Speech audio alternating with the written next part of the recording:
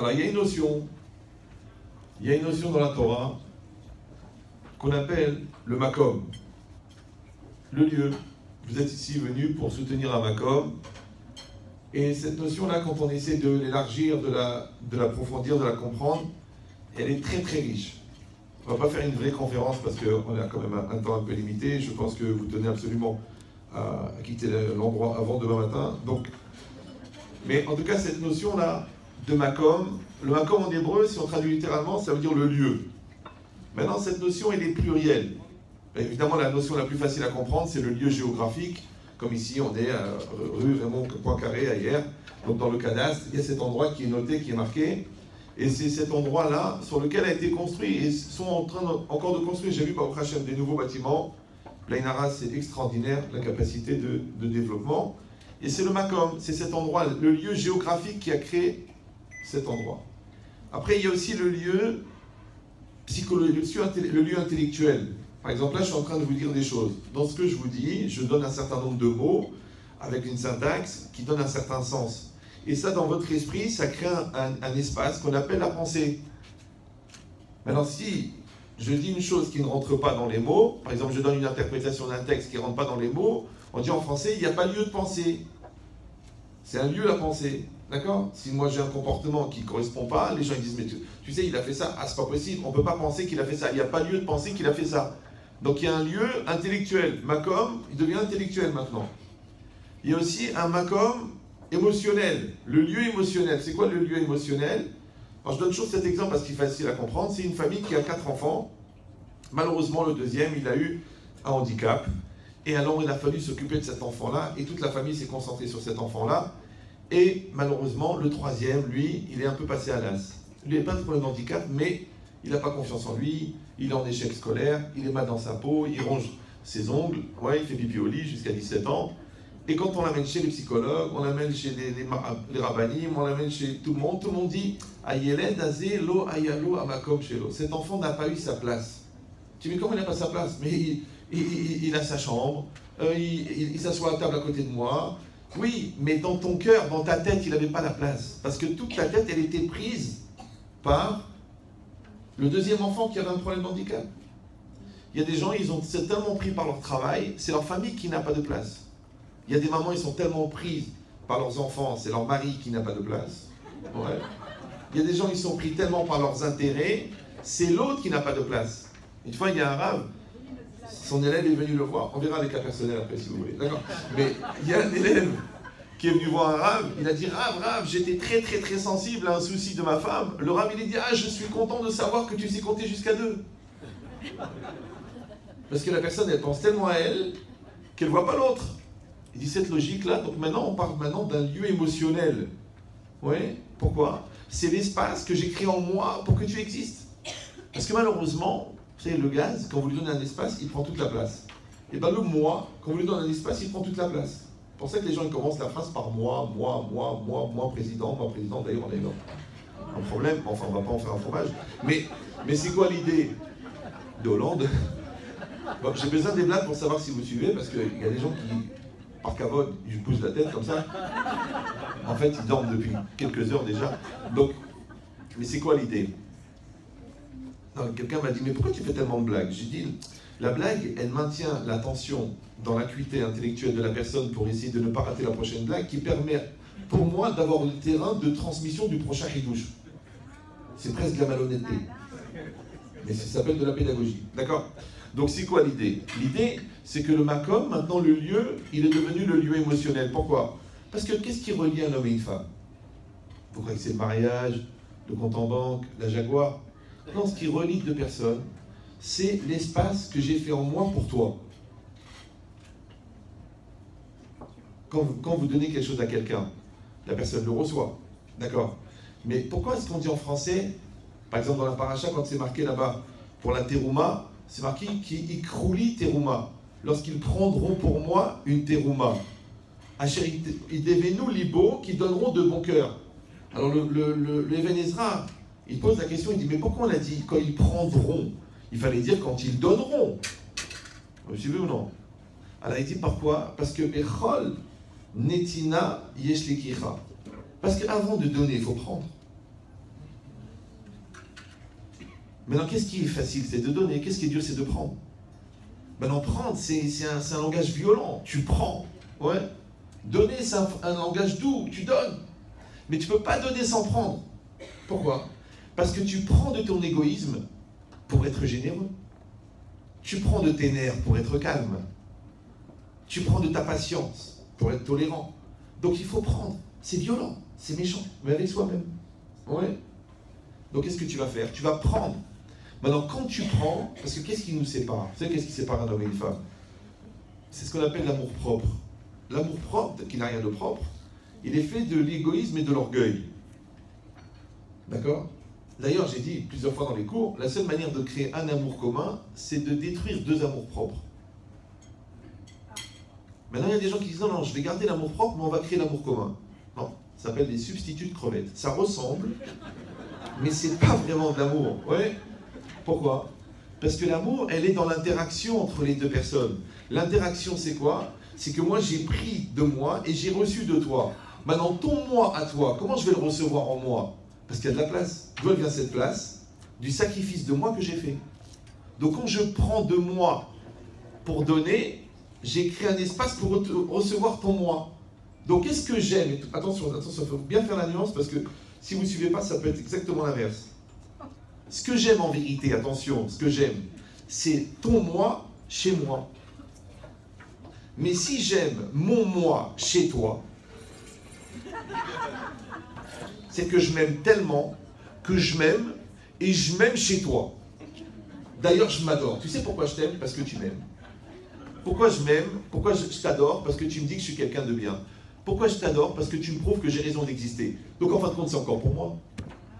Mais ça ne s'appelle pas je t'aime, ça s'appelle je m'aime. Je t'aime, c'est trois propositions, le je, le T apostrophe et le M. Mais s'il n'y a que le G, le je et le M apostrophe et le M, donc j'ai pas besoin de l'autre. Puisque je m'aime et moi je m'adore. C'est très rare que quelqu'un, quand il y a 5 personnes à manger, il oublie de couper la 6e part. Puisqu'il y a lui. Il dit, oh maman, il manque ma part. Non, ta part, tu n'oublies pas.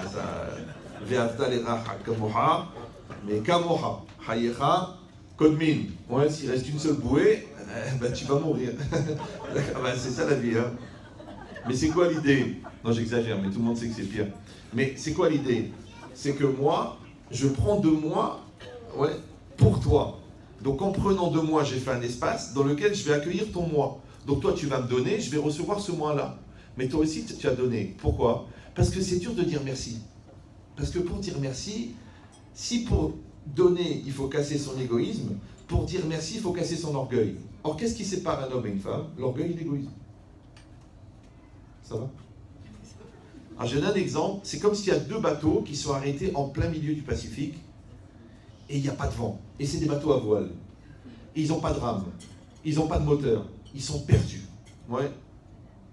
Et il y en a un qui est rempli avec des snacks salés, plein d'épiceries, des amandes salées, rempli 250 tonnes. Et l'autre, il est rempli avec des boissons fraîches gazeuses. Donc ceux qui ont à manger, ils vont mourir de soif. Et ceux qui ont à boire, ils vont mourir de faim. Et ils sont là en face de l'autre, ils ne peuvent pas s'approcher. Et d'un seul coup, il y en a un qui a une idée de génie. Il dit, mais tu sais quoi? Est-ce que vous avez des cordages? Mais oui, mais extraordinaire. Chacun, il va jeter des cordages à l'autre. Et après, qu'est-ce qu'on va faire? On va tirer les cordages. Et à ce moment-là, on va se... Je vais peut-être baisser le niveau de la conférence. Donc... Voilà, on va se rapprocher. Mais... Non, j'exagère. Mais, il y a une condition. Il faut que chacun tire la corde de l'autre. Parce que si tu jettes la corde et tu tires ta corde à toi, les bateaux ne se rapprochent pas. Maintenant, jeter la corde s'appelle chesed. Tirer la corde de l'autre s'appelle akaratatov. Jeter la corde, c'est de la bonté. Tirer la corde de l'autre, c'est reconnaître le bien de l'autre. Maintenant, Rav Dessler, qui n'est pas Chabad, mais bon, on peut le citer, puisqu'il a étudié 3 ans la Chassidoute à Londres, il a dit que c'était les plus belles années de sa vie. Ça, c'était un Rav Mendel Levkovski de Zichron Livracha de Los Angeles, avec qui j'ai parlé beaucoup, un vrai tzaddik. Bon, il a quitté ce monde. Il m'avait raconté ça.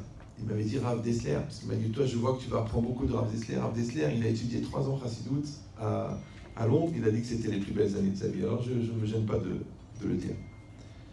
Mais ça veut dire quoi? Il dit Rav Dessler à Ava Ze Chesed ve'Hakarat. C'est quoi l'amour? C'est la bonté et la reconnaissance. On a compris pourquoi. Parce que la bonté, c'est enlever l'amour-propre, et la reconnaissance, c'est le contraire, c'est enlever l'égoïsme, et la reconnaissance, c'est enlever l'amour-propre. Donc en fait, la seule manière de rapprocher deux éléments, c'est d'enlever ce qui les sépare.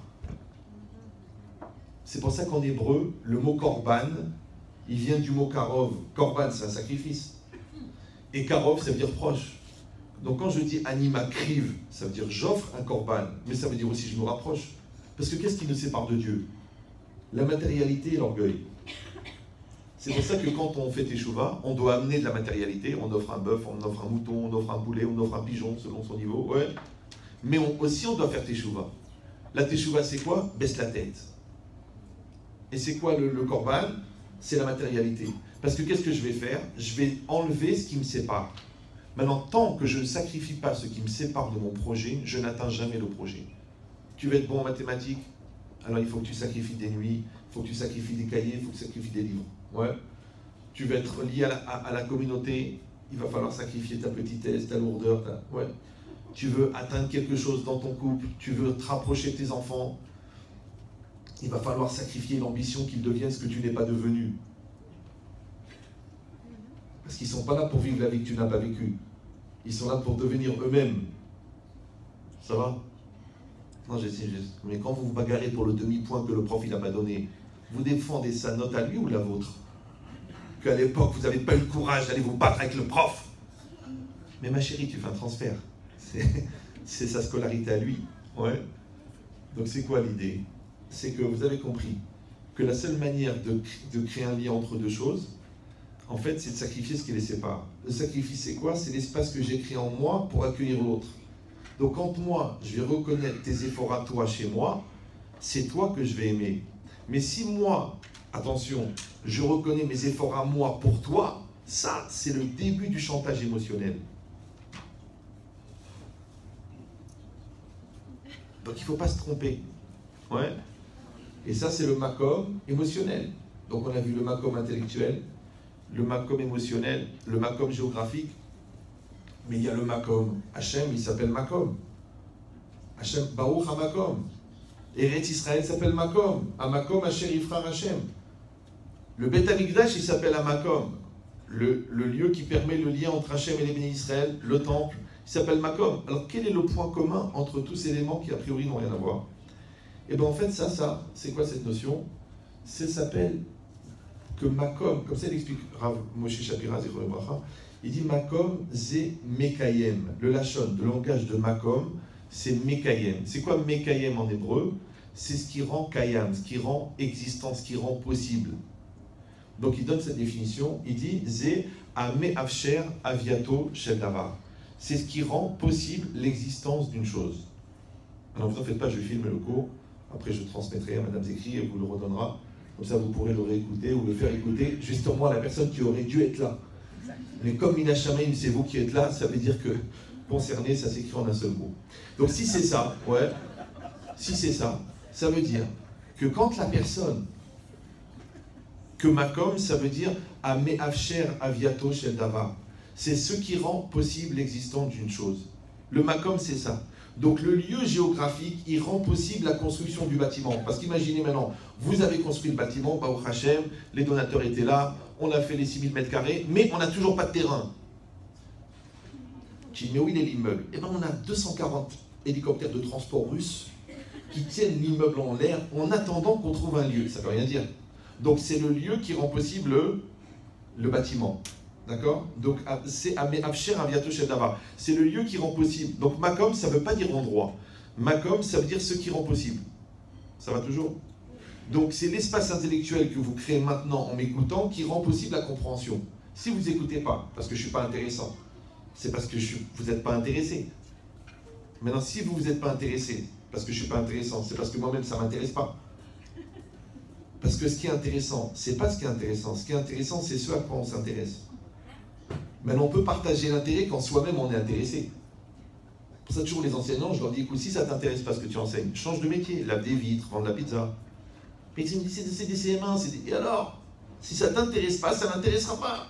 Après, ne viens pas me dire, les enfants, ils sont difficiles, il y a le balagan dans la classe. Non, c'est que tu n'es pas intéressé, donc tu n'es pas intéressant. C'est une loi de marketing, convaincu, convaincant.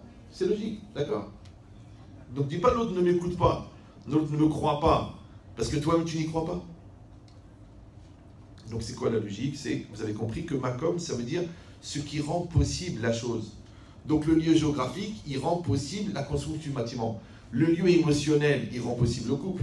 Parce que si moi, j'ai aucune place pour toi en moi, donc on n'a rien en commun, au bout d'un certain temps, c'est normal que même le bateau, il se sépare du quai. Même le train, il quitte la gare. Donc c'est normal que le gars, il est parti. Puisqu'on n'a rien en commun. Et communiquer, c'est commun. Commun, c'est comme un.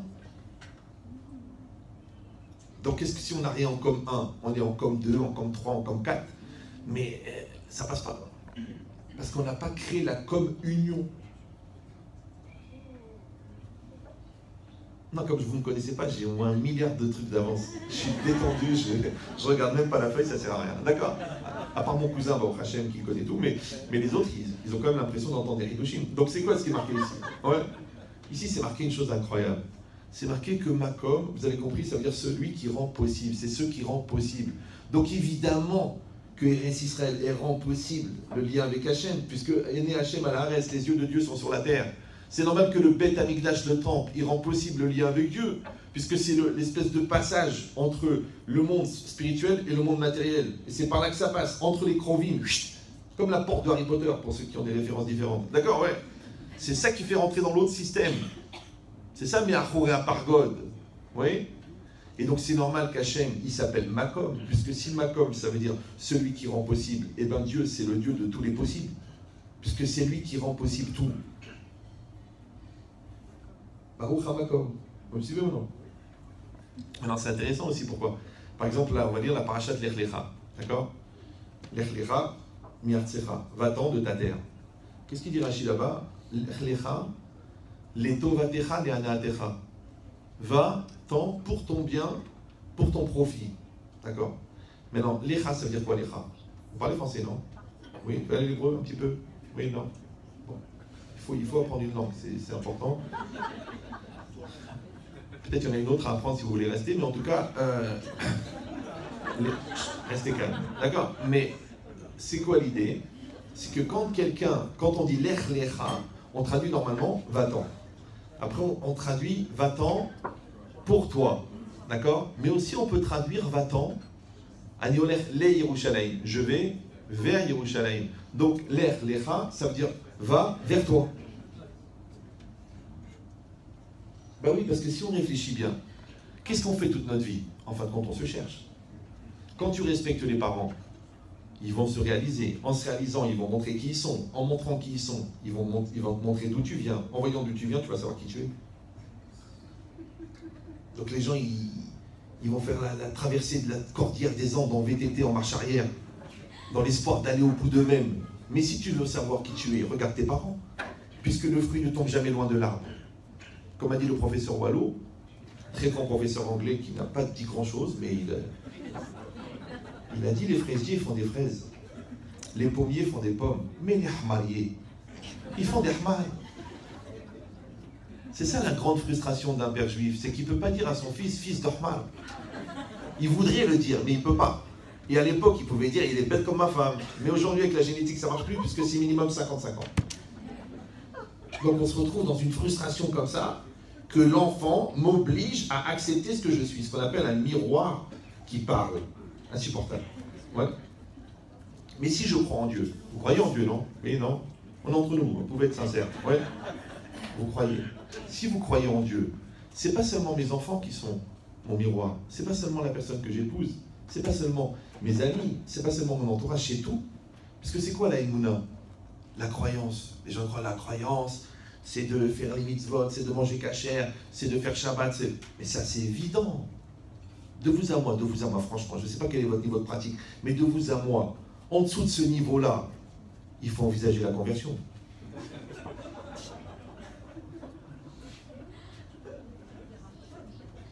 Donc c'est quoi la croyance? C'est pas seulement la pratique, ça c'est évident, La croyance, c'est pas seulement de croire en Dieu, mais ça c'est évident. La croyance, écoutez bien, c'est d'accepter que la réalité qui est en face de moi est adaptée à moi. Le bon Dieu, il ne se trompe pas. C'est ton mari. Tu dis non, c'est pas possible. Qu'est-ce que j'ai fait? J'ai rien fait. C'est ta femme. Tu dis non, ne me dis pas ça. Retire ce mot. Mais je ne peux pas. Tu dis oui, mais c'est insupportable. La personne qui est en face de toi, elle te ressemble. Le problème, c'est qu'elle te ressemble. Donc, comme en te ressemblant, elle te renvoie des choses que tu fuis, puisque tu es ce que tu es, H-A-I-S, et tu es, H-A-I-S, ce que tu es, E-S. Et comme l'amour et la haine, c'est la même chose, on a juste inversé les polarités. Donc, ce que tu es le plus, c'est ce que tu aimes le plus. La preuve, tu vois des gens toute leur vie, ils se plaignent de leur mari, il y en a marre, elle me saoule, il me prend la tête, il m'étouffe, et quand il meurt, Willy! Oh, il s'appelait Willy. Willy, mais tu t'es plaint toute ta vie, le bon Dieu, il a écouté ta prière, il l'a tué. Et maintenant tu dis où est-ce qu'il est? Mais je ne peux pas passer de lui. Quel ronflement, quel plaisir, quelle haleine le matin. Maintenant tu regrettes. Et toute ta vie tu t'es plaint.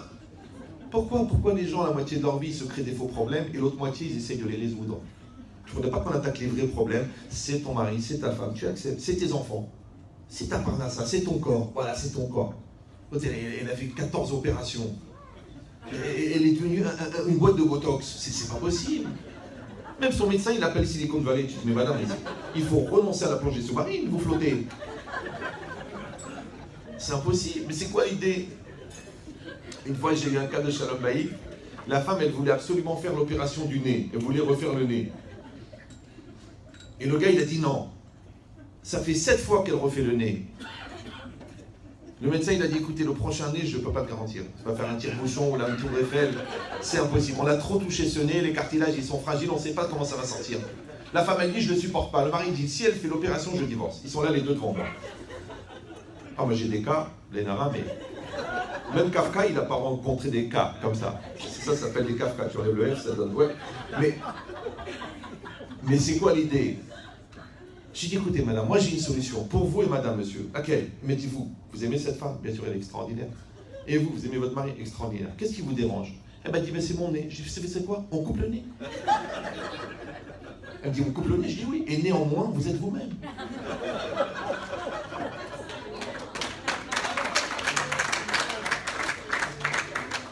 Bon, je dis la vérité, elle n'a pas voulu. Hein. À cause des lunettes. Parce qu'après, comment elle va poser les lunettes? Mais c'est quoi l'idée? L'idée, c'est que si tu vas regarder vraiment, avoir une émouna forte, c'est que la personne que j'ai en face de moi, c'est pas pour rien. Mes amis, mes ennemis, ma belle-mère... Ah non, la belle-mère, ça marche pas. D'accord, mais... J'exagère, mais il y a des niveaux d'horreur qu'on ne peut pas atteindre. Donc, vous savez que Adam Arishon n'avait pas de belle-mère. Vous savez ça? Mais il a vécu longtemps. Chacun fera le lien. Donc, non, j'exagère, c'est beaucoup plus grave. Moi, j'ai une belle-mère extraordinaire et je touche du bois, vraiment. Donc, qu'est-ce qui est marqué ici? C'est marqué que le makom, c'est ce qui rend possible. Vous me suivez ou non? Donc maintenant, même à l'intérieur de soi-même, j'ai un makom. S'appelle le lève, le cœur, ouais. S'appelle le ratson, s'appelle la volonté. S'appelle Mekor, s'appelle la source. Parce que la source de chaque chose, c'est la volonté. Et Mekor, c'est la même gematria, la même valeur numérique que source, que Ratson. Ouais. Mais c'est aussi la même valeur numérique que Shemo, son nom, le nom d'Hachem, qui est la source de tout. Donc ça veut dire que mon makom, en vérité, c'est mon intériorité. C'est ma personne profonde. C'est ce qu'on appelle en français le portrait robot de mon intériorité. Maintenant, quand je ne me connais pas, je ne connais pas mon makom. En français, on dit je ne connais pas mes capacités. Je ne me respecte pas. Je ne me donne pas les moyens. Je n'ai pas été au bout de moi-même. D'accord? Parce que c'est ça le respect de soi, la confiance en soi, la cravate en soi, la peinture sur soi. C'est ça. Oui? Vous avez un taux de réactivité qui est proche du commun. Hein. Je ne sais pas si c'est l'attitude, mais j'ai besoin que vous suiviez. Sinon, pourquoi je suis venu? Donc, c'est quoi l'idée? L'idée, c'est très simple. C'est que quand moi je sais qui je suis, c'est-à-dire que je peux remonter à mon makom. Oui, je sais de quoi je suis capable. Ça, je peux le faire. Ça, je ne peux pas le faire. Ça, c'est trop. Ça, c'est pas assez. Ça, je vais le faire. Ça, je ne vais pas le faire. Ça s'appelle connaître son endroit. Alors, qu'est-ce qu'il dit Raphaël de Vologine? Il dit Anav ze'amakir et mekomo. Le modeste, c'est celui qui connaît sa place. Mais les gens traduisent toujours parce qu'ils pensent que les rabbins sont des gens intelligents, alors que c'est beaucoup plus. La Torah n'est pas logique. La Torah est plus que logique. D'accord? Donc il ne faut pas faire de la traduction. Il faut regarder les commentaires. Sinon, c'est pas intéressant. Amakir et mekomo, ça ne veut pas dire celui qui connaît sa place. Genre, quand il faut être grand, t'es grand. Quand il faut être petit, t'es petit. Quand il faut parler, tu parles. Quand il faut se taire, il faut se taire. Ça, c'est évident, ça. D'être normal. Je ne le prenais pas mal, mais d'être normal, c'est normal. D'être sadique, c'est bien. Mais d'être normal, c'est normal. Aujourd'hui, quelqu'un de normal, il passe à la télé. Comment? Vous avez ramassé la vieille? Oui. Médaille du mérite de la ville de Paris. Vous avez plongé dans la Seine. Légion d'honneur. Mais d'être normal, c'est normal. Bientôt, quelqu'un, on va lui donner une médaille parce qu'il n'a pas volé son patron. Donc, c'est quoi l'idée? C'est que... De quoi je parlais? Je ne me rappelle plus. Juste avant. Oui, Makiret Mekomo, ça veut dire quelqu'un qui connaît, puisque Makom, ça veut dire ce qui rend possible, qui connaît en lui ce qui rend possible. Il connaît son cœur, il connaît sa limite. Moi, j'appelle ça en français la source de l'impulsion première. Par exemple, je parle avant de parler, je pense avant de penser, je veux avant de vouloir, il y a une impulsion. Cette impulsion, elle est chez moi à l'intérieur. Si moi, j'ai ce qu'on appelle la capacité d'accompagner cette impulsion vers la réalité, ça s'appelle que je veux. Mais si je ne maîtrise pas cette impulsion, parce que mes peurs, mes nerfs, ma lourdeur, le regard de l'autre m'empêchent de maîtriser cela, ça ne s'appelle pas moi. C'est pour ça qu'on arrive à des phénomènes bizarres au niveau psychiatrique. C'est que je, tu, il, nous, vous, il, ce sont des pronoms personnels, mais C apostrophe, c'est un pronom impersonnel. Ça va? Donc quand tu dis c'était, c'est apostrophe, plus fort que moi c'est personnel et c'est impersonnel. Donc quand tu fais une chose en disant c'était plus fort que moi, c'est-à-dire que tu sais qu'il y a un truc en toi qui n'est pas toi mais qui est plus fort que toi. Et à combien vous êtes là-dedans? Où tu dis je n'étais pas moi-même.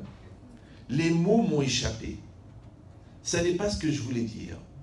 J'arrive pas à comprendre ce que je ressens. D'accord? Le geste est parti tout seul. Mais ça veut dire que tu étais habité. Tu es hanté. Il y a quelqu'un dedans.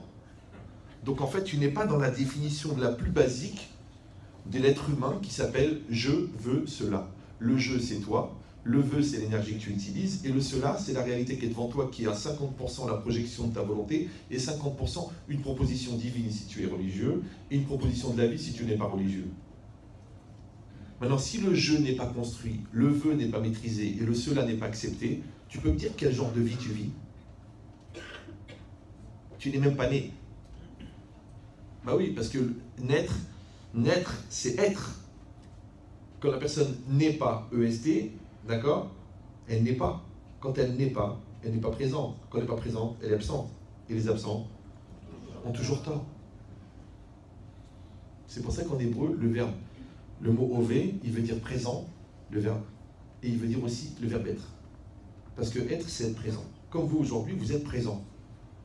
Maintenant, être présent, c'est pas seulement que ton corps il est venu, c'est pas seulement que ton esprit est concentré sur ce que tu fais, c'est pas seulement que tu as la volonté de l'être, parce que ce sont les trois parties d'un acte, le geste, la conscience et la volonté. Quand les trois sont réunis, ça s'appelle je fais.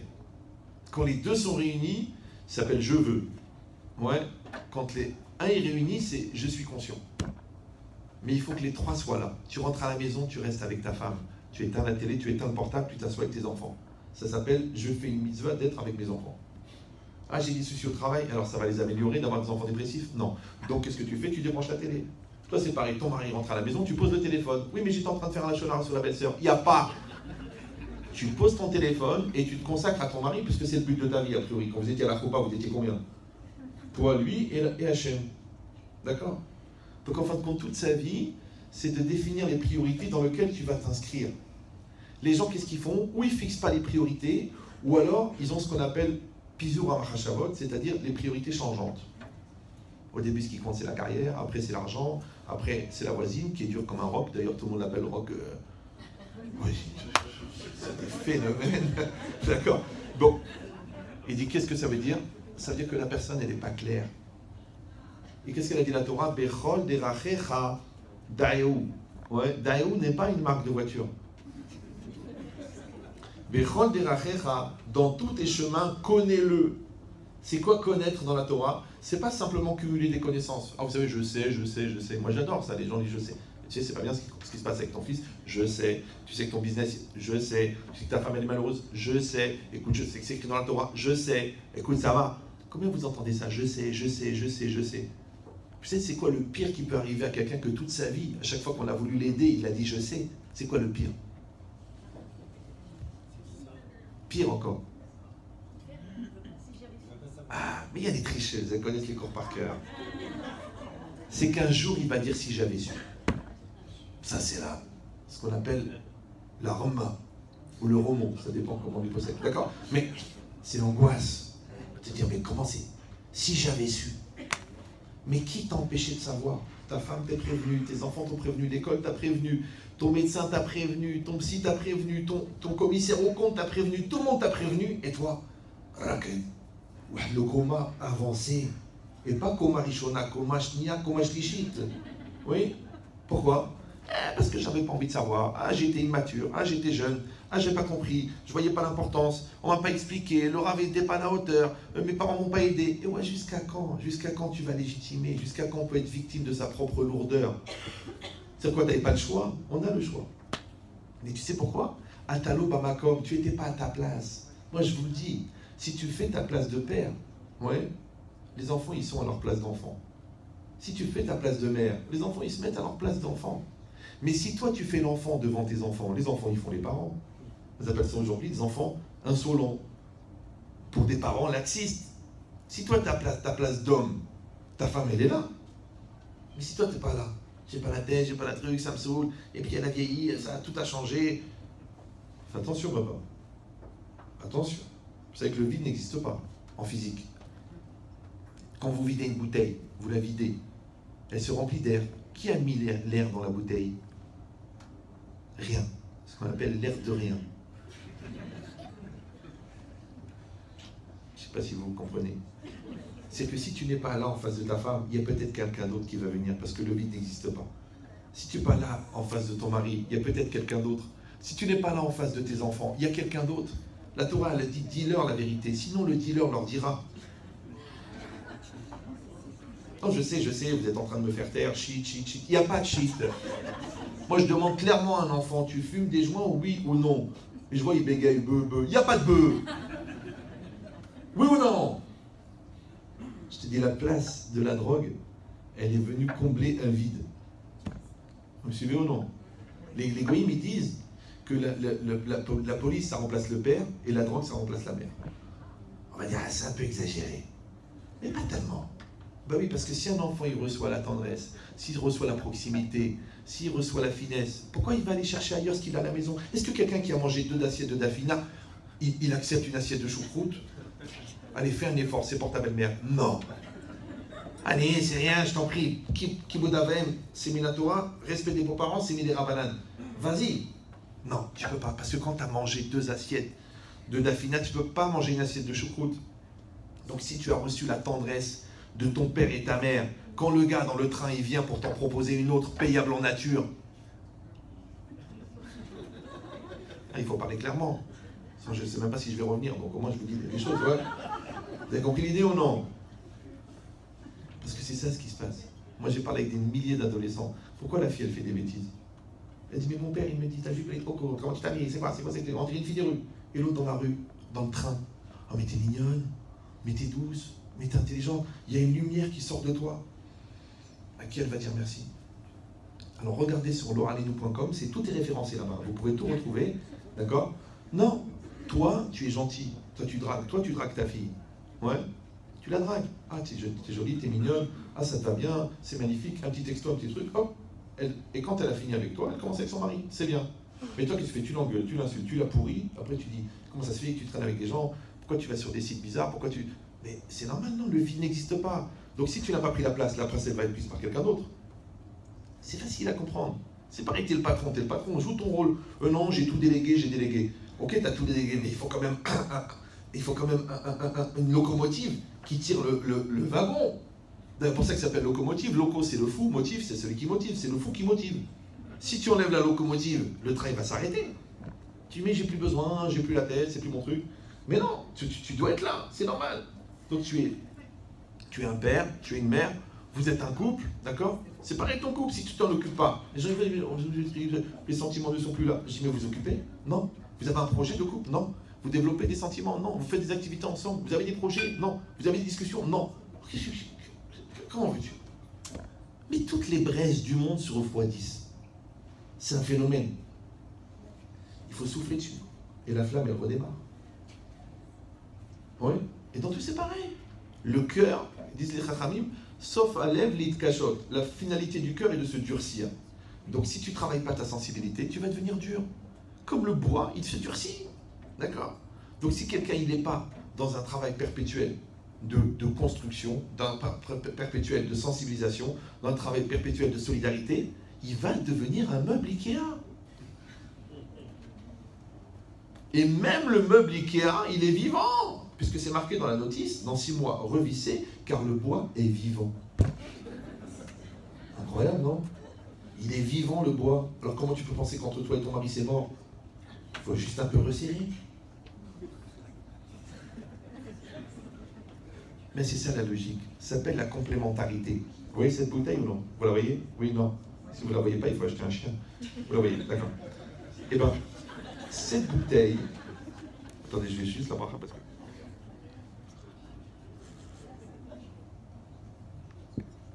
Imaginez, on va avoir 2 enseignements avec la bouteille aujourd'hui. C'est très très important qu'on reste concentré sur la bouteille. On ne serait pas obligé de la mettre à la gnisa après, mais... Donc, cette bouteille, elle est neuve, elle est pleine. Elle n'a pas été utilisée. C'est marqué dessus 50 centilitres. Combien elle contient? C'est bon. Combien elle contient? Blainara. Je vois que tout le monde a atteint le niveau CE2. Alors, donc elle contient 50 centilitres.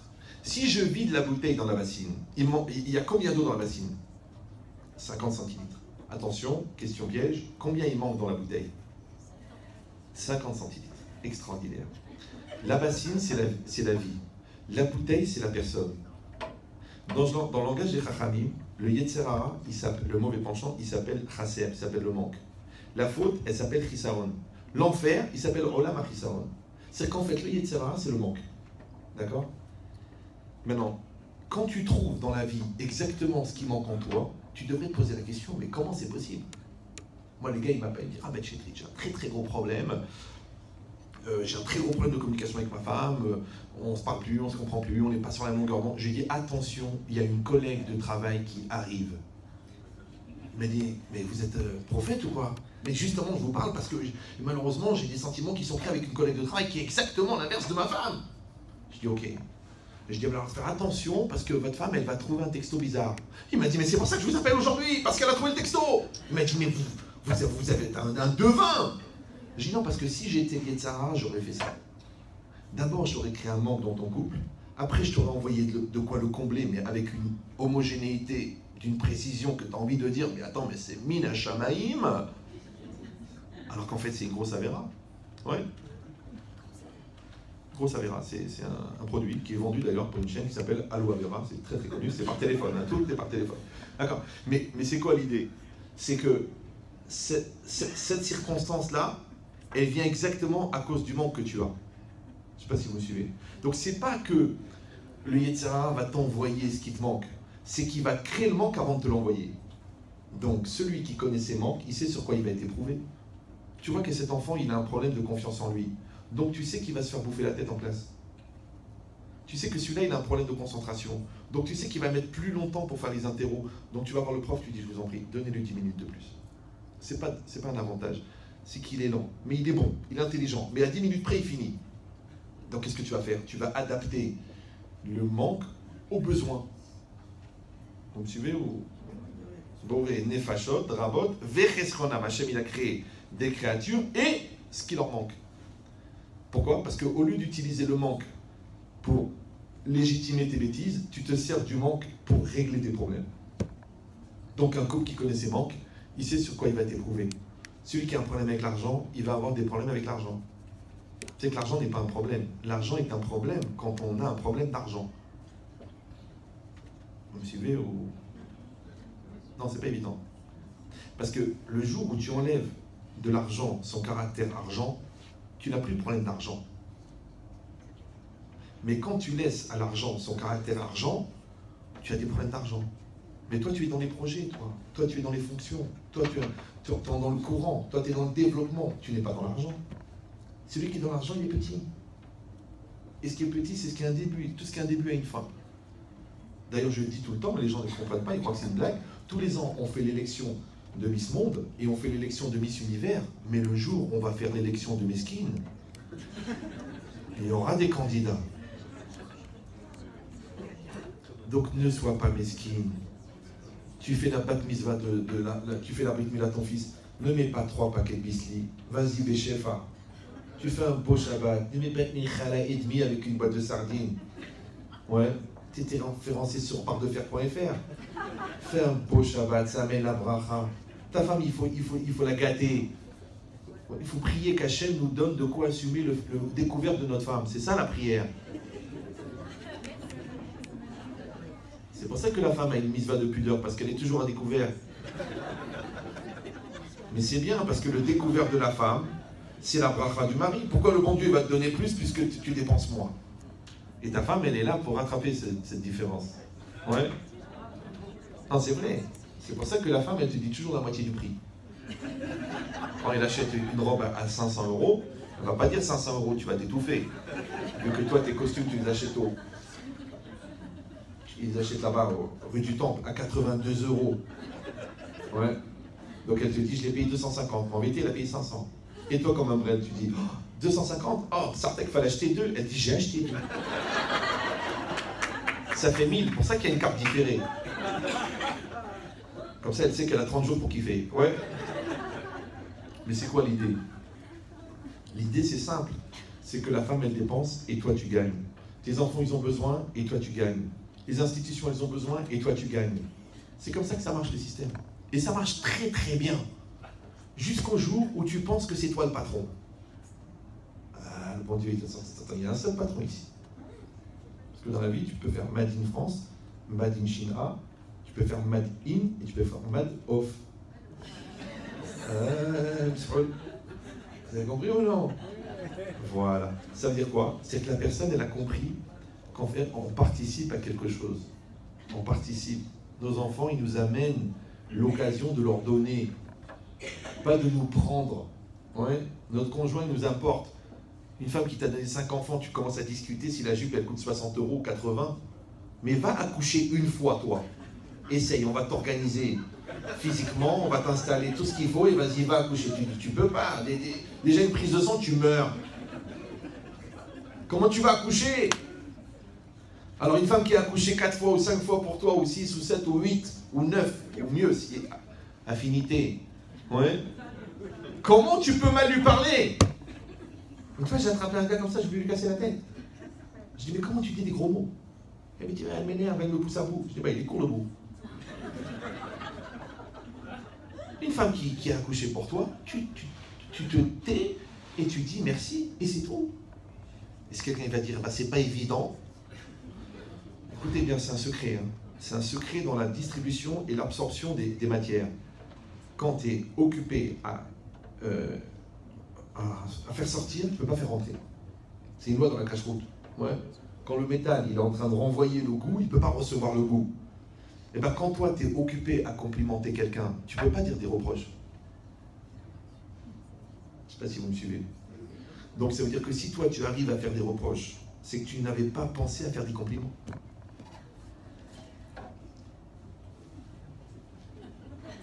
Donc tu n'as pas un problème de formulation. Ouais. Tu as un problème de reconnaissance.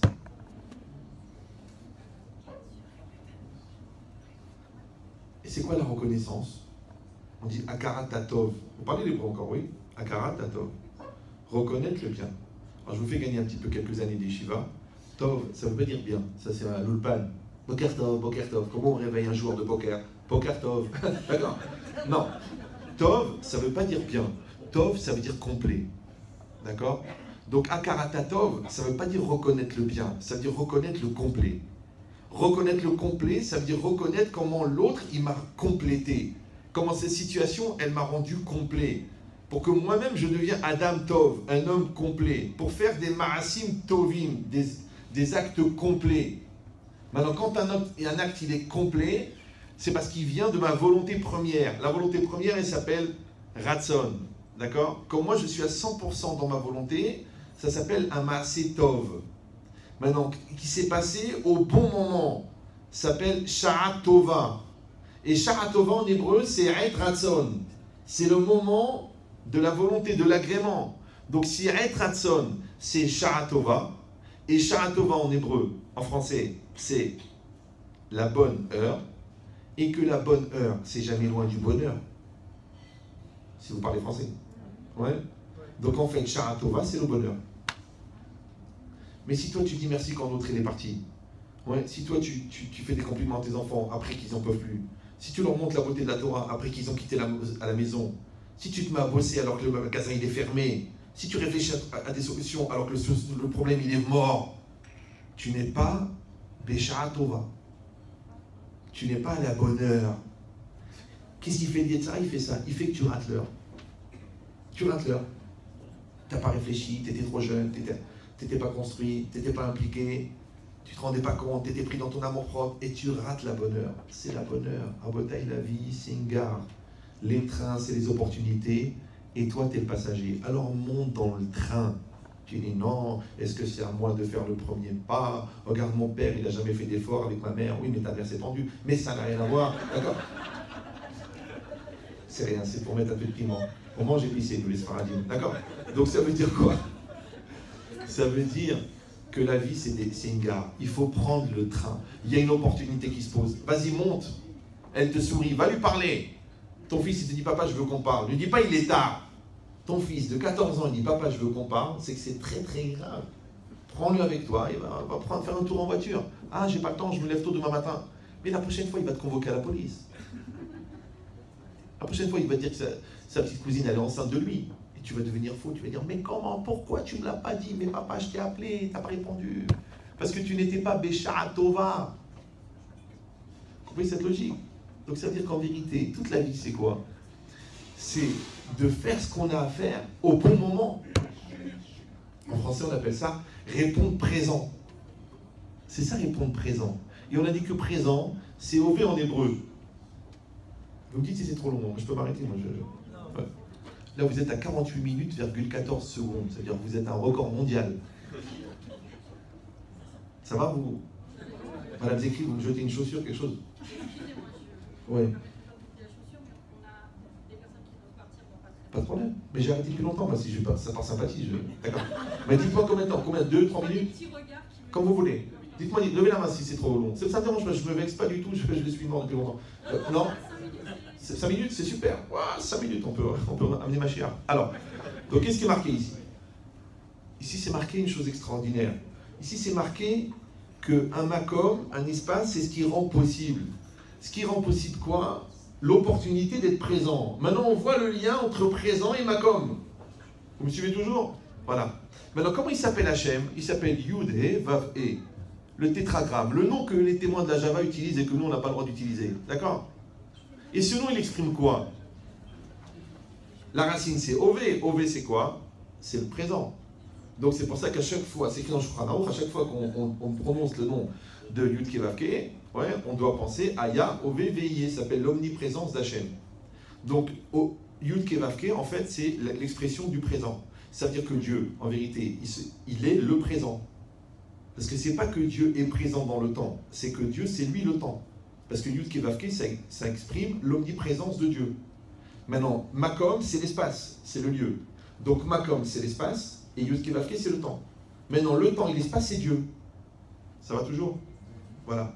Maintenant, si vous prenez le nom Yud Ke Vav Ke, le Yud, le He, le Vav et le He, Si vous êtes un peu bon en calcul, vous multipliez par lui-même. Le yud par le yud, ça fait combien? 10 par 10, ça fait 100. 5 par 5, ça fait 25. Il y en a 2, ça fait 50. Et le vav, c'est 6, ça fait 36. Et bien, quand vous multipliez yud ke vav ke par lui-même, ça fait 186. Et 186, c'est makom. Et la multiplication en philosophie, enfin la philosophie des mathématiques, c'est que la multiplication, c'est l'exponentiel, c'est-à-dire c'est le développement du potentiel à 100%. Ça veut dire que l'extension développée de yud ke vav ke, c'est makom. Or, yud ke vav ke, si on traduit littéralement, OV, c'est être, avec un yud devant, c'est me'ave. Ça veut dire ou me'ave. Pour ça, toujours dans le Rambam, partout c'est marqué ou a me'ave kola avayot. C'est lui qui fait être tout ce qui est. Maintenant, si Hachem, yud ke vav ke, c'est celui qui fait être ou a me'ave, et que la multiplication, donc le développement de yud ke vav ke, ça fait makom, et que makom, c'est celui qui fait se réaliser, donc yud ke vav ke, il fait être, et Hachem, il fait se réaliser. Et makom, il fait se réaliser. Donc en fait, c'est comme si on disait que yud ke vav ke fait exister makom. Vous me suivez ou non? Et comme nous, on est fait à l'image d'Hachem, nous aussi, dans notre tête, on doit être un yud ke vav ke, c'est-à-dire on est quelqu'un qui veut faire être, ouais, mais il faut ensuite qu'on réalise dans l'espace. Donc il faut qu'on soit le Mekayem. C'est pour ça que celui qui n'est pas Mekayem, qui n'accomplit pas ce qu'il pense être, il n'existe pas. Ça va? Maintenant ici, vous êtes dans un makom. Baruch Hashem. Je sais que vous êtes des personnes qui soutenaient, des gens qui aidaient. La perpétuité d'une institution prouve sa valeur. Hashem n'a aucun intérêt à investir dans des choses qui n'ont pas de valeur. Et comme Baruch Hashem, il y a des centaines et des milliers d'élèves qui sont sortis. Il y a encore beaucoup de Hirat Shamayim, il y a beaucoup de Messirut Nefesh qui sont faits.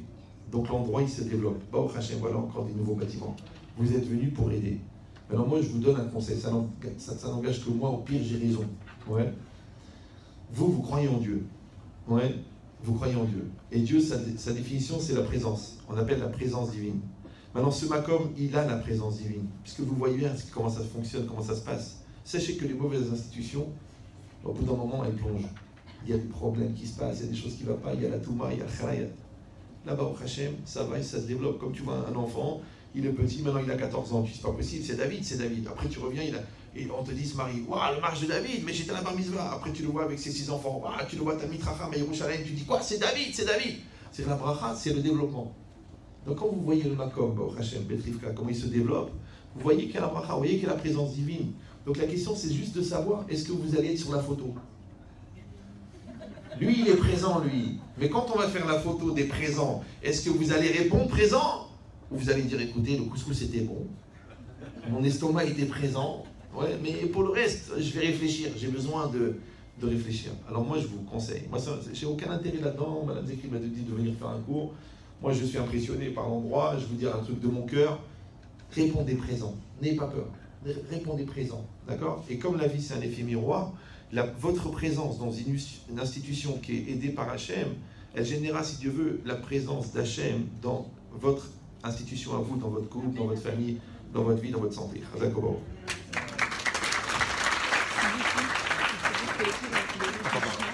Le cours, il est Louis Nishmat Serge Eliaou Ben Fabienne. Qu'Hachem élève sa neshama parmi les tzadikim d'Israël. Je clôturerai avec votre permission pour laisser la possibilité à ceux qui doivent partir de partir, ceux qui veulent rester pour visiter l'école. Non, la plaque. Merci. Ceux qui veulent rester pour visiter l'école après peuvent le faire. Et pour faire un petit jeu de mots avec le